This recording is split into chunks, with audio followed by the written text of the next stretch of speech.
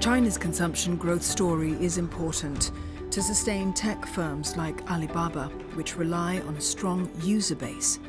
But even as Chinese consumers hold back on spending amid an economic slowdown, some with bets on Alibaba are not worried.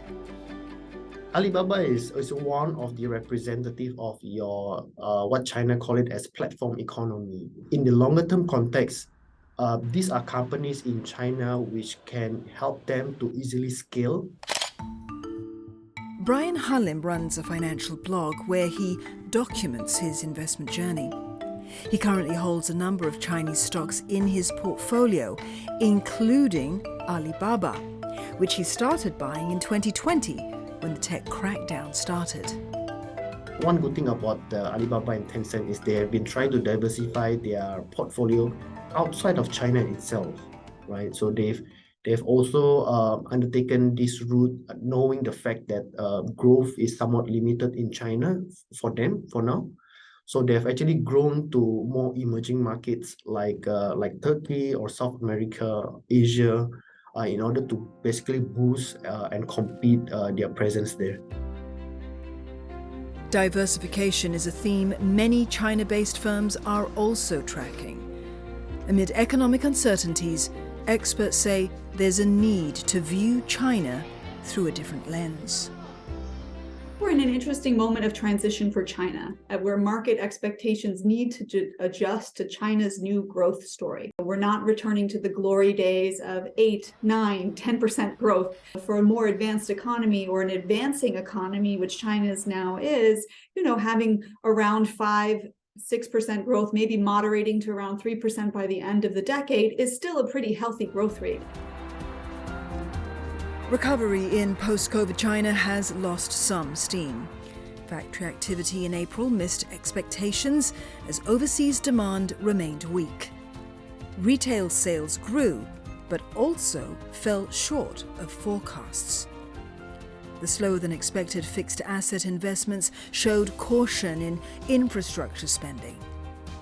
Meanwhile, the jobless rate among China's youth hit a historical high. Over 1 in 5 are unemployed. Broadly, China's property sector has yet to stabilize, and it's also a cause for worry. The sector makes up about a third of the economy. While this big sector is contracting, China has not cultivated another sector which is strong enough to offset the loss in these sectors. While we do expect some rebound in property investment this year, but it's most likely to be a destocking story instead of initiating new projects. On the ground, daily life on the mainland has normalized, but the impact of China's strict COVID restrictions lingers.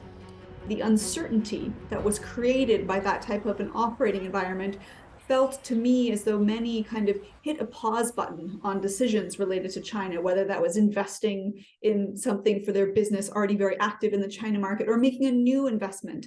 And I'm not sure that the pause button has been fully lifted by many investors and MNCs, as they are still kind of waiting to see what happens as China's economy resettles. Economists say targeted measures may be needed to boost consumption and China's property sector.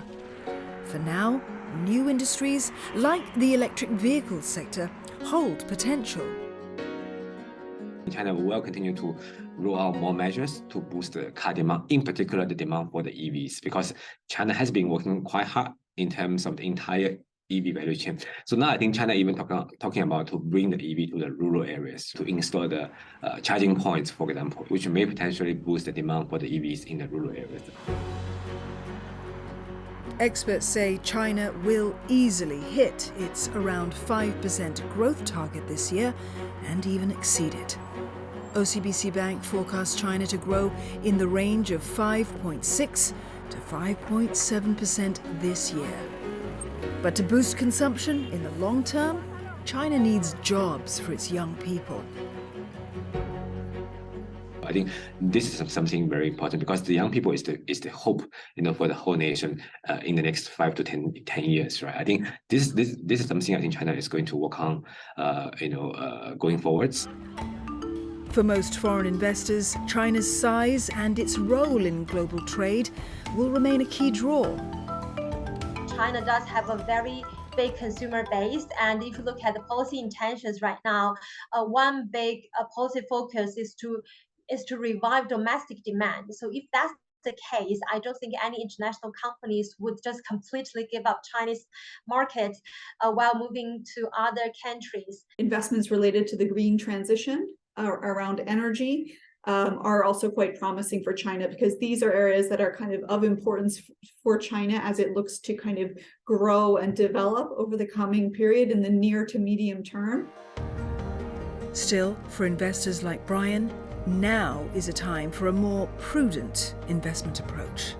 I think the Chinese growth story, it's basically still there. While much of the US companies in the past couple of months have rebounded, a lot of the Chinese companies are still stranded within a range in a way, right? So for now, I think I am currently in the monitoring and development stage.